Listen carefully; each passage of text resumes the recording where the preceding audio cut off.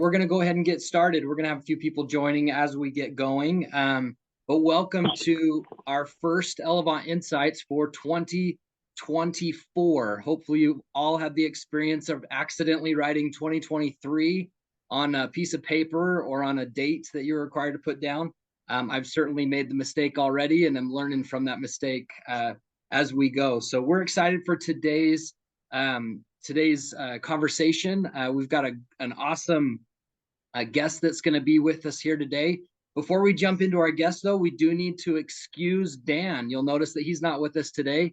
We all need to feel really bad for him. He's on a cruise ship down in Mexico today. So as we're all enjoying -5-degree weather in the good old state of Idaho, at least, Dan is soaking up the rays. So well-deserved vacation, but we can all hate him just a little bit. I'm okay with that. So so today's Elevánt Insight, before we jump into our guest, again, it's the first Elevánt Insight of the year. And so we wanted to essentially just kind of carry through that feeling of a new beginning and a new start. Elevánt is all about helping you live your best life, by helping getting your financial life in order. And so our couple quotes today are in reference to that, going back to New Year's Eve and coming into New Year's Day. And so one of the things that I wanted to do is kind of an invitation through the words of Henry David Thoreau. And he said, go confidently in the direction of your dreams. We all set goals. We all like to write things down and hope to be a better version of ourselves as we move forward in life. But moving forward confidently is the invitation that we'd give you. So I'll say it one more time. Go confidently in the direction of your dreams. And that's Henry David Thoreau. And so one last one here by Aristotle. He said, we are what we repeatedly do. We are what we repeatedly do. Excellence, therefore, is not an act, but a habit. And so as you kind of set forth your habits for the year, things you want to do to improve yourself, we'd I guess invite you to live your best life in those goals and actions you're putting out there. So so let's jump right into our conversation with our guest today. So to introduce our guest, so Sean Minor is one of the staples in our industry. If you have been in our industry any amount of time in this area, you know who Sean Minor is, and so we're very excited to have him on the call with us. So he is the Senior Vice President of Wealth Management at Capital Group American Funds. Capital Group American Funds is the third largest mutual fund manager in the country based on assets, and certainly a staple in our industry. And so we're excited to have you with us today, Sean. And Sean, we're going to dive into the markets as it pertains to election years. We're in election year this year, and there's often a lot of heightened emotions and anxiety, with the idea of a change. And so we appreciate you and your preparation and your time and helping us dive into this message. So I'll turn some time over to you.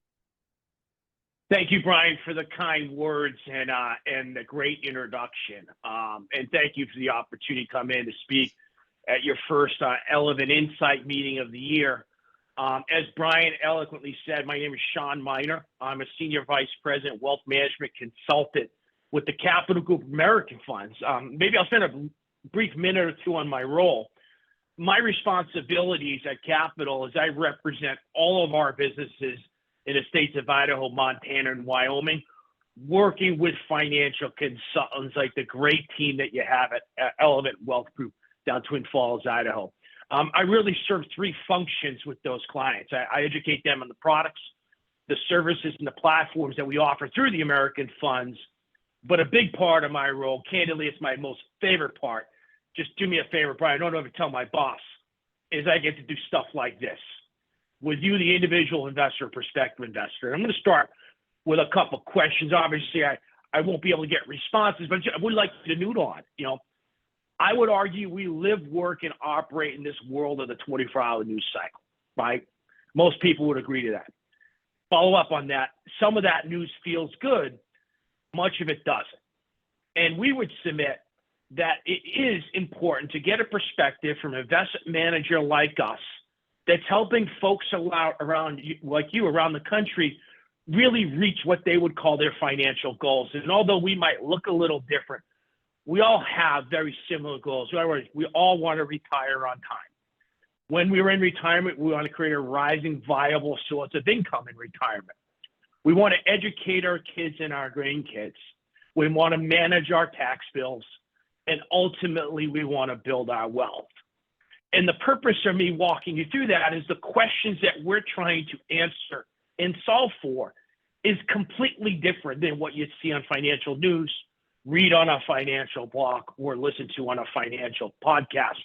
In essence, we're trying to find the right companies that marry well with the investment objectives that folks are asking us to help them reach.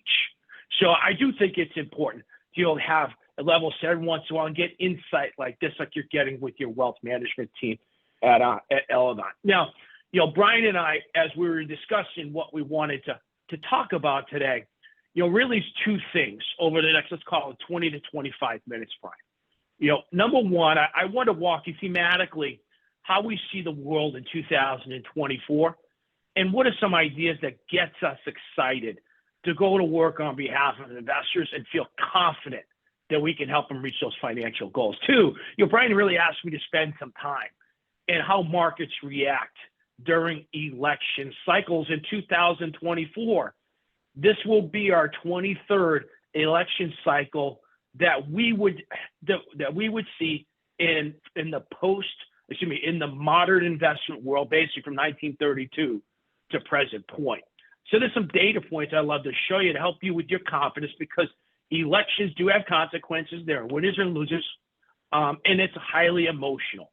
And I'd like to be able to help you understand how markets react given that backdrop. And Brian, if you're okay with this, maybe at the end we can open the lines. I know we have a chat feature on the Zoom, or we can open the lines if there's some direct questions out with the audience. So yeah, just to give a little insight to the guests yeah, and how they would do that. So there's down at the bottom, you can raise your hand. And so if you have a question, the chat features have been disabled just due to compliance. They won't let us do that. Okay. But if you want to raise your hand, we can unmute you if you do have a question. So, Sean, go ahead. Yeah, perfect. So, in 2024, maybe a couple things I'd point out. We're coming from an environment. Let's define the last cycle as 2009 to 2021, where we had an abundance of liquidity, right? And what we refer to as multiple expansion, the hope of earnings growth, that really we're incentivized to invest in risk assets such as stocks, bonds, commodities, real estate, cryptocurrencies, and et cetera.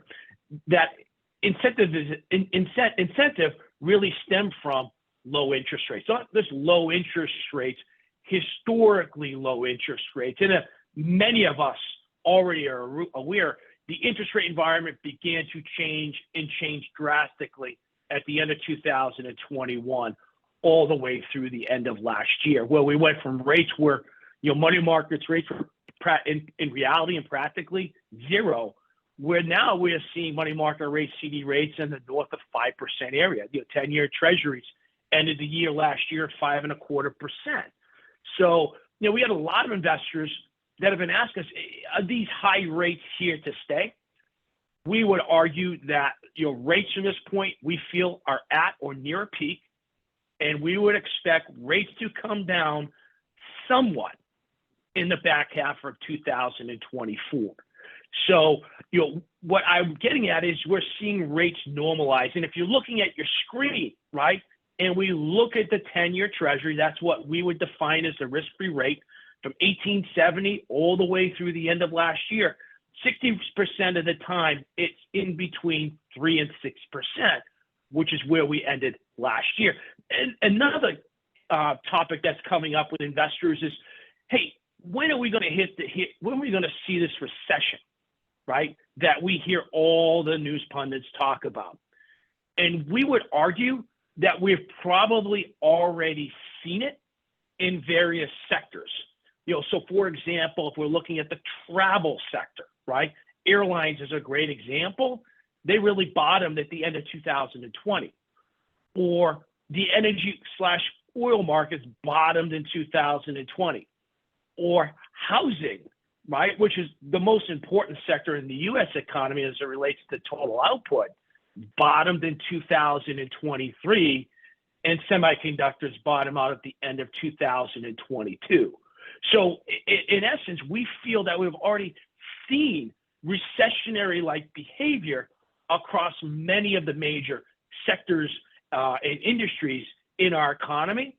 And things from our standpoint, we actually look that right now, 2024 looks to be a reasonable year where we expect output to grow by about 2 to 3%. So given that backdrop, what gets us excited, right? Well, if you ask me straight up, year over year, earnings, this is highly important, is when companies are able to grow their top line revenue. Our expectation is earnings grows from a little bit less than 1% growth year over year in 23 in the U.S. stocks to over 11% in 2024. When we invest globally. We look at, developed international. Think about that is more of European centric. We look at 6% earnings growth year over year, and in emerging markets at 8%. So that to us is really, really exciting. The other thing that excites us is when we look at data. How do stocks, bonds, or a combination of stocks and bonds perform over the next year after interest rates peak? So, for example, if we look at on average, when interest rates peak, the next 12 months, bonds tend to be up 10% on average. Stocks tend to be up 16% year over year. And a combination, let's call it 60% high quality stocks, 40% high quality bonds, tend to be up about 14%. What's interesting is the 5-year averages end up about 7, 9, and 8% respectively over those three different scenarios. What doesn't average up is cash.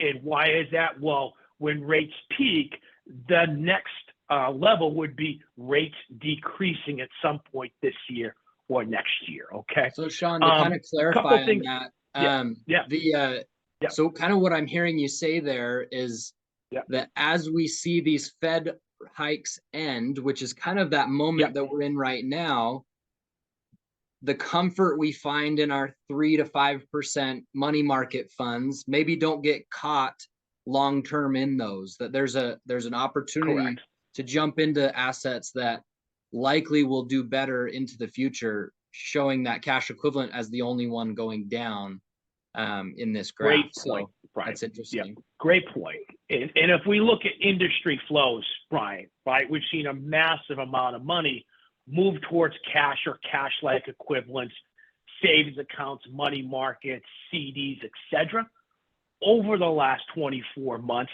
because rates have gone up. But to your point, when rates peak, that's when what we start to see is rates will begin to come down on these cash-like equivalents. So the expectation is, hey, we enjoyed that 5% CD rate for a while. Probably moving forward, I would expect rates or that CD rate to come down. Okay. Now, as I pick up my foot speed here, and I'm going to hit the election cycle here in a minute, folks. What gets us excited? Well, there's a whole bunch of different themes across healthcare, semiconductors, green energy, driverless cars, applications that we're seeing, etc. If I had to spend time on one right now, it's really the economic and market implications around artificial intelligence, and really starting to understand how AI-driven applications are spawning innovation across industries like pharmaceutical stocks, bank stocks, good examples, fast food stocks like McDonald's, and how they're incorporating AI to make their drive-through order system even more efficient. So, some of our bigger themes, and I would throw out some companies with the caveat, Brian, we are not giving any suggestions of what companies would own with stocks, just examples of what we have currently in the portfolios. we're large institutional shareholders of Microsoft. We're large institutional shareholders of Alphabet, formerly Google, or NVIDIA, or ASML, TSMC, Applied Materials, and we're the largest shareholder of Broadcom. So really understanding how AI is going to be additive across all of these industries, all of these companies, and our base case investment theme is artificial intelligence adds $20 trillion to U.S. economy over the next 20 years. So we're looking for a way to grow. That's where we would start. Other areas that we get excited about is helping people understand why they want to own companies for income, right? Meaning companies that pay a consistent dividend, companies that grow dividends, right? What we've seen over the last 14, 15 years is it's been more of a growth-focused market. In fact, it's been highly concentrated in a few specific names, like your Googles of the world, your Microsofts of the world, your Amazons, your Apples, your NVIDIAs, etc. What's been underappreciated has been dividend-paying stocks, and that's one of the investment themes that we've been focusing on, especially for those families, Brian, that are looking for consistent income in retirement. And the last thing I would throw out there before we make the pivot to the guide to investing in election years is to talk a little bit about bond markets, right? I would argue up to November of last year, from 2021 to November, bonds were pretty disappointing because interest rates have gone up, and we know through interest rates and bond prices, they have an inverse relationship, meaning as rates go up, bond prices go down. But as we said, rates feel like they're peaking. The next step would be for rates to go down and bond prices to go up. While we wait for that, what we see is very, very, very compelling as the income opportunities associated with fixed income. And we're looking at high quality U.S. bonds plus 5%. That's paying more now than 83% of the time that what we're seeing U.S. bonds paying, or U.S. mortgage-backed securities of 5.25%, or global investment grade of 5.25% as well. So, one of the big investment themes that we're focused on with our investors, and this is an election year or not an election year, is make sure you have high quality fixed income represented in some way in your portfolio. So, with that, Brian, if I may, I want to make the pivot over to investing in election year. And a couple of things that I wanted to make note of, right? This will be our 23rd election cycle in what we've seen, and what we refer to as the modern investment era, basically from 1932 all the way to present point. I think it's important to make note that elections do have real consequences. There are winners and losers, right? And it's our job at the Capital Group to understand how this is going to work out for the benefit of the investor. Do we have all the answers right now? No. But through our tribal experience and our research as the year progresses, I think we'll have clearer ideas as we get into the summer and into the general election in the early fall. I think one of the things that I make notice is elections are highly emotional, right? We get charged up about our personal beliefs, and rightly so. But one thing I would ask for investors to do is not get too emotional as it relates to your money. Meaning, what's fascinating when you understand election cycles as it relates to economies and markets and companies is how resilient all three tend to be through individual election years and on to the next election year. So, for example, U.S. stocks tend to average up about 11% from the end of a primary season all the way over to the all the way through the next 12 months. That tends to be a little bit above trend. So, a couple of things that I would point out here. People always ask me, and I've been doing this for 24 years, is who's the better political party as it relates to the White House and markets and investing? And when we run the numbers, right, and we're very, very fair, Democrats tend to average Democratic presidential administrations tend to average about 11% over the next 10 years from the start of their individual administrations, whereas Republicans tend to average a little bit more than 10%. So you can make an argument, hey, it's a little bit more favorable for Democrats, but I would submit that it's pretty even, right? What tends to be best for markets is bifurcated government, where no one political party controls both Congress and the executive branch. And that's what we currently have now, interestingly. I think you've kind of hit, Sean, sorry to interrupt, but I think you've kind of hit the nail on the head where the emotion comes from. Because, especially in the world we live in today, we live in a very polarized America where, we've got the red on the one side and the blue on the other side, and it's very polarized. And so it's easy to get emotional regarding the way you see the world as that is the right way for it to be. And based on this graph and what you're telling me is that it almost appears that the market really doesn't care who's in office. Is that kind of what you're saying here? Yeah. I mean, again, there's winners and losers. This is very broad. Individual companies within sectors as well, right? Tax policy is going to affect one company more than others, right? We have to understand that. But what you just said is absolute. Companies tend to adjust. Yeah, we're resilient. Right? It's a changing landscape that we're actively course correcting on, regardless what comes our way. And you think about it, companies, I want to make sure I don't say this inappropriately, are really collections of people and people's behavior, consumers. Their behavior doesn't. We tend to do the same things, regardless if we have a Democratic or a Republican administration too, Brian. And I think it's important to recognize that. Yeah. Okay.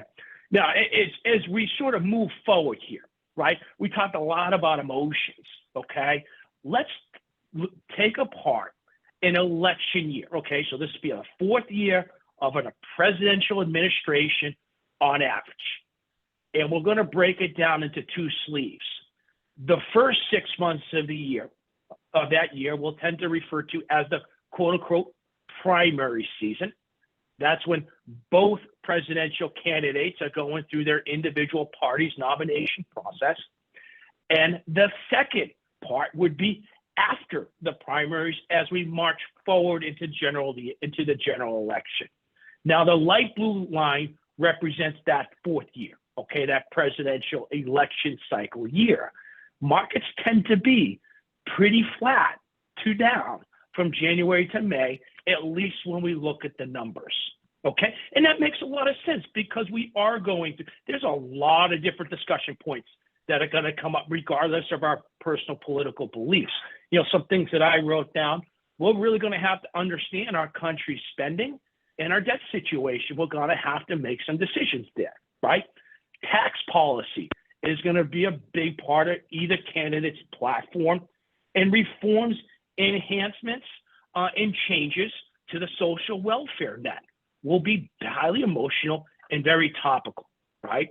But when we look from the end of that primary season over the next 12 months through the general election, I had said earlier that markets tend to average plus 11%. That's where that stems from. So really I tell you that on purpose. Yeah. Go ahead, Brian. Yeah. I love that first line right there. Markets hate uncertainty. And what's more uncertain than primary, season? And so it almost seems like, when we look back at historical election cycles and election years specifically, that the market almost takes a breath of fresh air when they're done with primary season. There's less uncertainty, right? And then even when somebody's elected, regardless of who it is, the market takes a breath and says, man, at least we know, right? Good, bad, or indifferent, at least we know and we can adjust moving forward. And so that word uncertainty stuck out to me for sure. So the other thing I would just, remind people, let's go back to 2016. If you remember, the two candidates were on the Democratic side, Hillary Clinton, and on the Republican side, Donald Trump, right? And not a lot of folks thought that Donald Trump was going to win the general election. And as we went through that evening, November of 16, it became more and more apparent that, President Trump was going to be the next president of the United States. And if we looked at the futures market that evening, it ended up being down. The market was started to down. The first hour trading down 5%. And it ended up being up by the end of that business day, right? So again, as you get closer to companies the emotions calm down, companies start to make adjustments. We start to understand, okay, what platforms are we going to be working from? And then we can make better decisions as we get more and more information, okay? The other thing I wanted to spend some time, and I thought would be interesting for your families, Brian, is what sectors tend to be more resilient than others during election cycles, and what sectors tend to do a little better than others over the next year after that cycle. Because in the end, we're not just investing for an election year, Brian. We're investing over multiple years as a function of your family's goals. The sectors that tend to be a little bit more resilient, consumer discretionary stocks, consumer staple stocks, utility stocks tend to be a little bit more resilient. Sectors that tend to do a little better than others, again, over the next 12 months would be consumer discretionary, oil/energy stocks, and financial stocks. So I thought that would be interesting to point out as well. And where I wanted to leave people, what are some of the pitfalls that I want people to think about? What are the errors that we tend to see people make when it comes to election cycles? So, what this chart basically does is it breaks down a 4-year presidential term into their individual years. So year 1, year 2, year 3, year 4. And what we're looking at is how people invest in the aggregate over those 4-year blocks. So the two asset classes that we're referring to would be stocks, that's equities, and money markets or cash. Year 1, after the election, people have a lot more certainty, right? They're much more willing to invest longer term, and you see equity fund flow significantly higher than cash. And then you see a little bit more of that in year 2. In year 3, it's pretty even.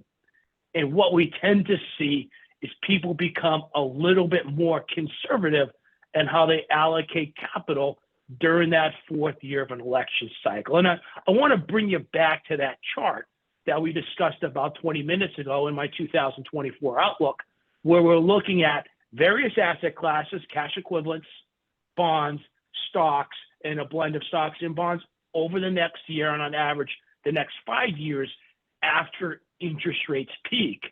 Remember, interest rates are peaking. They're probably going to come down over the next 5 years. Cash is probably going to be the underperforming asset class. So I do think there's a lot of good things to think about when it comes to election years, right? Managing people's emotions. But I only mention this because it is a pitfall that we see a lot of families make when it comes to their capital allocation decisions during election cycles. So, with that, Brian, may I spend a minute just to sort of summarize things with folks, and we can open it up. Number one, 2024, we see a lot more certainty investing in U.S. economy, U.S. markets, and we're very, very excited about some of the investment themes that we're seeing, specifically one we talked about with artificial intelligence, continue to invest in the long term, 2 areas that we think make a lot of sense for people, tend to be high quality fixed income and adding that income into portfolios, as well as high quality stocks, specifically those that are paying dividends and increasing dividends. As we talked a little bit about the elections, right? There will be winners and losers. It's our job to help you figure that out, which we're working hard. But I did want to show you markets, economies, companies tend to be highly, highly resilient, and it's all driven by our behavior as consumers. So, with that, Brian, let me stop there, and we're right at the bottom half of the hour. Maybe time for some questions. Yeah, this is perfect. So if there's any questions from anybody on the call, go ahead and raise your hand. I'll kind of field those. While I'm waiting for any possible questions, I just wanted to make a quick thought. And I think this applies more during an election year than probably any other year, but certainly applies all the time. And it's this general idea that as planners, our job is not to provide certainty or perfect certainty today, but rather to navigate a changing landscape. And so think of it this way, you know, if you're going to hire a guide to take you up a mountain, right? Or maybe a pilot is going to fly you across the country. Both of those individuals are going to have what they would call a plan, right? A flight plan, a plan for how they're going to take you up that mountain, a guide, you know, a guided plan. But the reality is they know, they have a perfect certainty that that plan will be wrong, right? It will not be perfect, but they just don't know where it's going to be wrong, right? Think of a flight plan. They don't know if it's going to be weather, if it's going to be wind, if it's going to be, you know, traffic coming into the next airport. Like they don't know what is going to go wrong, but they're still going to make a plan, right? And then they're going to actively be looking for disconfirming evidence to their plan. And then they'll course correct when that disconfirming evidence shows up, right? And so the value of the pilot is not in the quality of his flight plan, it's in the ability for them to navigate changing environment, right? To acknowledge what's changed in their plan and to make a course correction with the new information that will guide them forward. And so, you know, during an election year, I feel like every month there's new information being fed to us, and there's a lot of uncertainty that slowly gets boiled down to less uncertainty and a little bit more sure footing towards the end of the year. And so, so as planners, as money managers, as, you know, people that are, you know, out to help you achieve your goals, just know that our job is to help you navigate these uncertain waters and this changing landscape, and that we're committed to do that. So, so we're definitely excited for this year and have plenty of reasons to be optimistic as we come into this year and even into 2025. So, so Sean, we're gonna go ahead and wrap it up. I'm not seeing any questions come in. Again, Okay. thank you so much for your expertise and for your time. We appreciate your partnership in so many ways, and are grateful for the time you've set aside for today. I wanted to just wrap it up by introducing next month's Elevánt Insights. And so next month's Elevánt Insights will be on February 15th, so the day after Valentine's Day. So we will not be able to remind you to go out and get your Valentine's gifts for that person you love. So consider this your reminder. Put a note in your phone. But February 15th of next month, we are going to hit a very popular topic that we did last year, which was travel. And so if you remember last year, we had a very distinguished travel agency owner come on and talk to us about how to travel effectively. So we're going to essentially replicate with that, with a new character coming to the table, a more local agent that has helped people for years and is actually retired now, that can kind of bring us lessons learned in how to travel efficiently and effectively, especially in this changing world that we're in reference to, you know, post-COVID environments and international relations that we currently have. So we're excited for that. We'll plan on seeing you February 15th at noon for Elevánt Insights on travel. And we're anxious for Dan to be back with us after his travel and that he'll come back safely. So as always, we appreciate the trust that you offer to us as financial planners and love the opportunity to be a part of your lives. We're grateful for that. And we will plan on seeing you next month. Thanks, Sean. See you guys. God bless you.